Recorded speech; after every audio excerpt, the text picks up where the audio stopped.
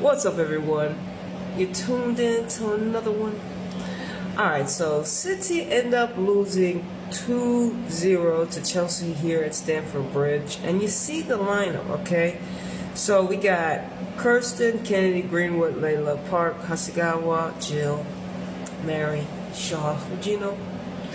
Then you see Ramirez, Wrighton for Chelsea, Hamino, Kainrid, Nuskin, Aaron, Bronze, I think that's Natalie, Billy Bright, and Sandy Baltimore.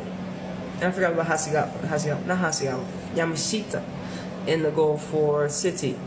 And, oh damn, I forgot who the freaking Chelsea goalkeeper was. She was pretty much irrelevant regardless.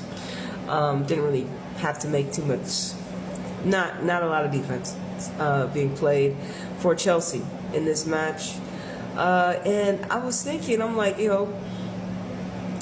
man, Chelsea, but how are City able to beat Barca? Now, it all clicked to me as the match was going towards the end. City did well, I felt, in the first half based upon Chelsea's lack of aggression.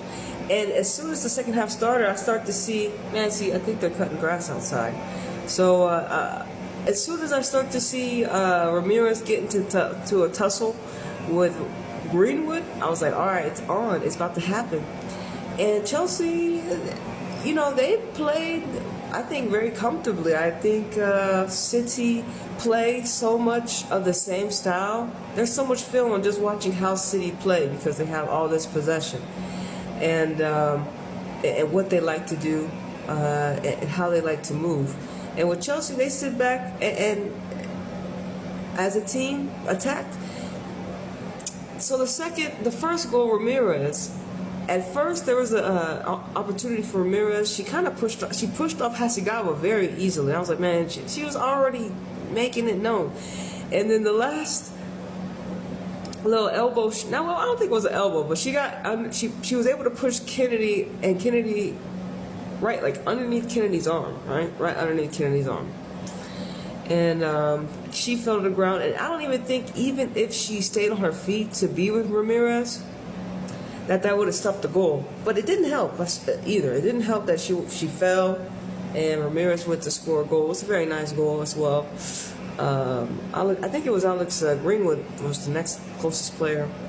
But still, Ramirez's strength, it's a goal. It's hard to get the ball back from a player that's strong and has pace. And you got to finish. It's not like Yamashita wasn't able to save it. So I'm like, I've seen a lot of things. Like, I prefer Keatings over Yamashita. I understand bringing in the Japanese currency, but Yamashita over Keatings, I feel like is not a good. I don't favor that. It's not. And then Fujino over Kelly, we're seeing her more and more again. I mean, why not give Kelly an opportunity? You know what I'm saying? Once again, Taylor in charge of this City team. Like I said, with Hemp and Alexandria missing, it would have been better for sure. I feel like Kennedy's mistakes, Kennedy's just kind of her lapse in concentrations. I feel like it's just something about her archetype that does that. And it's not just her. It's not just her, but she's one of the players. Layla, like I said, she had a good match, but then Cameron started just to burn her out, She's got the engine. Cameron has the engine. She started burning her out, and she almost got a goal herself. I think Kirsten did pretty good this match, but Wrighton still got a goal. Jess Park did. That's the thing. Jess Park and Hasegawa, like, when it comes to this midfield with Aaron, Nuskin, Hamino, they're bigger than them. And I was just like, man, y'all are getting out-muscled, and you're not even able to hold the ball to show your creativity, especially Jess Park. And that's why I'm like, Jess Park, I feel like she needs to come off the bench now, because they're not gonna beat a team like Chelsea, but they beat the team like Barcelona because Miedema's she's a bigger player in general. Of course, Shaw worked out very well. And City had success when they were looking for Shaw, like back to goal. They stopped doing that. And that is something that they did consistently in the Barcelona match. And when I was saying, I found how, City beat Barca, but Chelsea can't beat Barca, is because you see the quality of players Barcelona have to the quality of players City has. It's different. It's so different.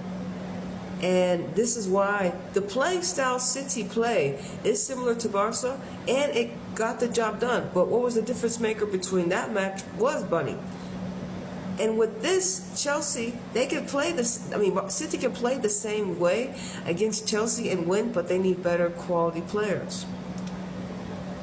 And that's the whole thing. City don't have the quality of players Barcelona have, but City were able to X out Barcelona's lack of physicality in that backline. No one in that backline, like we said for Barca, could handle Shaw.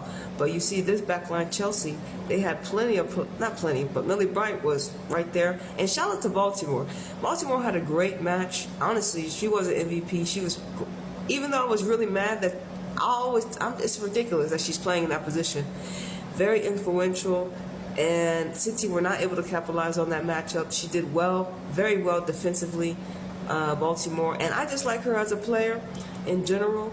I've been liked her because at PSG, and she had another great showing for Chelsea. Chelsea got the job done. And I'm not surprised. Like I said, a great team. And they had quality depth players to come off the bench, something City doesn't have. And then being without our two best players, the results, 2-0, I feel very good for City. The scoreline could have been a little different, but ultimately, the way the game was played showed City are nowhere near able to win a title if it comes down to points and they can't beat Chelsea, because clearly they don't have the team that can get it done. Without him and Alexandria, it could be a different story. It's not over. But with the players we had, this was our second best team. This is without him and Alexandria, this is our second best team. Maybe without Fujino and put Kelly. But City really gonna need some upgrades. It's not gonna be enough. Especially I feel everyone watched this match, they're gonna be picking it apart. The game is getting too much exposure. We're getting too much access to be able to decode and decipher the way these teams are playing. And if, I bet these people that watch film are probably obsessed more than I am in figuring out, maybe not as obsessed as I am, but could be just about, how these teams are going to be able to beat each other. Because I feel City could have found a way to beat Chelsea with this team out here. But with City playing how they play, where it's we're going to be very timid, we're going to wait till the defense wants to come press us because we're going to hold the ball. If they do not play in a way that is beneficial to them, I feel, in the game of football. But because they have some more quality than the other teams in the league, they have been successful. But really, have they been successful? Because this is the second year, they're on a 10+ game win streak. But at the end of the seasons, there's no trophy. So Taylor, once again, I don't care about you being undefeated because there's no trophies at the end of this. It's going to be another season. And it's going to be very unfortunate that we have it where you can have a great record and be known as a great manager with limited amount of trophies. It's you win so many matches, but you're not winning the ones that matter. So, especially in the game of sport, where people want you to bring home a trophy. So Sonia got the best of Taylor. Chelsea got the best of Taylor. But City, it's not over. It's still early in the season. And, Chelsea go top of the table, but it's still early in the season, so anything can happen. Hopefully Chelsea makes some errors. But we didn't even see Lauren James today, so hopefully she gets back healthy because, the young English player, I would hopefully like to see her against USA. That's going to be a very good match. But anyways, City lose to Chelsea 2-0. But did Gotham win? Anyways, She gonna need to flying high. Deuces.